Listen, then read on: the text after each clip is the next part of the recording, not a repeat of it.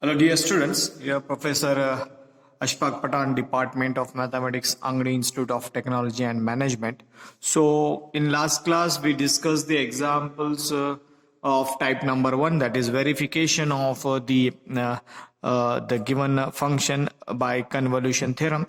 Now we will discuss the second type of the example. This is the last type of example, that is computation of inverse transform by using convolution theorem.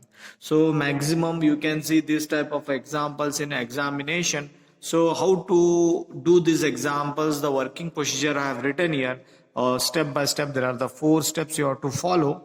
The 4 step in that first one is that the given function is expressed as of the product of two functions, say f of s and g of x. You will get an examples of f of s and g of s product. You have to split and you have to write down the f of s separate and g of s separately. Okay, this is the first step. The second step is that we have to find the Laplace inverse of f of s. That is, you will get f of t. Laplace inverse of g of s, you will get g of t. First you find this one. Then later on we apply the convolution theorem.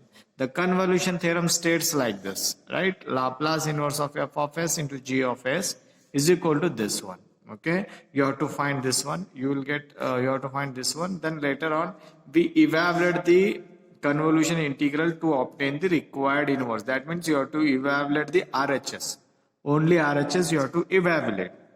Okay, these are the 4 important steps you can follow in the example here. Okay, so now let us discuss the first example of the computation of inverse Laplace transform by convolution theorem. The example I have written here first, that is find the inverse Laplace transform by using convolution theorem.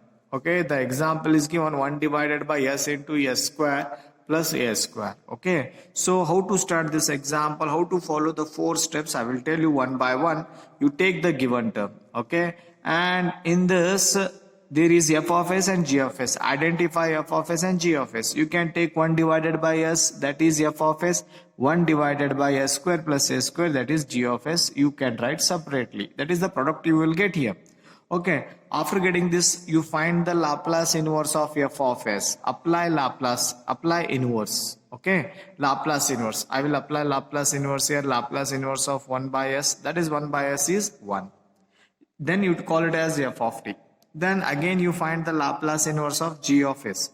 The Laplace inverse of g of s is given as, that is L inverse of 1 divided by s square plus a square. Okay, the Laplace inverse of 1 divided by s square plus a square, that is a formula you are having, sin at divided by a, call it as g of t. After getting f of t, g of t, the second step is over. You apply the convolution theorem.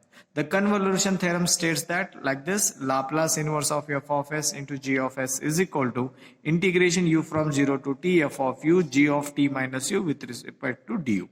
Okay, now substitute f of s. What is f of s? You got 1 by s, 1 by s, and into g of s 1 divided by s square. Okay, so that is equal to integration u from 0 to t as it is. F of u is nothing but f of t.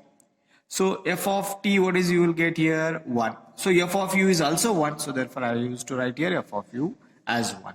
Then again for the second term is g of t minus u. So wherever g of t, where is g of t? G of t is here.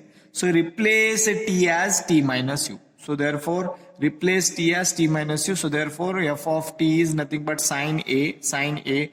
T is replaced by t minus u divided by a as it is du. Okay, now multiply a inside, it becomes at minus au divided by with respect to du. Okay, now the 4th step is that evaluate this one, integration. Okay, 1 by a constant, you can take 1 by outside. What is integration of sin cos at minus cos at, it becomes, okay, so minus cos at. If you want to show me in a rough, I will show you. That is integration of sin at minus au, you have to do with respect to du. So this is your function. Okay, so integration is minus cos at minus au as it is. Then differentiation of minus au, this is constant 0. Minus a is minus a, so minus and minus, it becomes plus in divided by a. So I have written a, already a is there, another one differentiation becomes a, so it becomes a square, applying limit 0 to u. Okay, so now apply upper limit and lower limit. Okay, wherever t is there, you have to apply u. So cos a t. Sorry, this is t. This is t. Okay, because 0 to t is there. Wherever u is there, you apply tn. So you take outside 1 by a square. If you apply t inside, cos of at minus at, it becomes cos 0. Cos 0 is 1. So minus, if you apply 0, this becomes 0, cos at remains cos at. So 1 by a square, 1 minus cos at as it is. So this is the solution for the first example. Okay, this is the first example. So I will stop here, then I will continue in the next video, the second example.